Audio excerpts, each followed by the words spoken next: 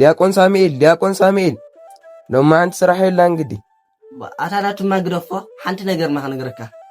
ሕዚ ስኻ ጸሎትና ዘይስምዑሉ ምኽንያት ትፈልጦ ዶ ትኸውን? ኣነ ንስኣ ዘይተርድአኒ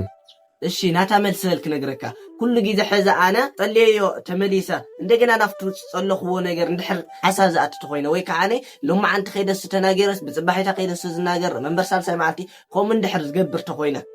ሕዚ ኣነ ኩሉ ግዜ እቲ ትጸልዮ ዘለኹ ጸሎት መልሲ ከም ዝረኸብ ኩል ኣይኣምን ዘለኹ ጸሎት ግን እቲ ትክክለኛ ዝኾነ ተኸውን ክኽእል ከሎ ማለት ይነላ እቲ ጸሎት እሱ ጸልየዮ መልሲ ከዓ ከም ዝተቀበልኩ ኩሉ ግዜ ሓደ ተምሃራይ ፈተና ተተፈቲኑ መልሲ ከም ዝረክብ ይፈልጥ እዩ ካብ 0 እስካዕ ምድፋን ሕዚ ካብ 20 እንድሕር ኮይኑ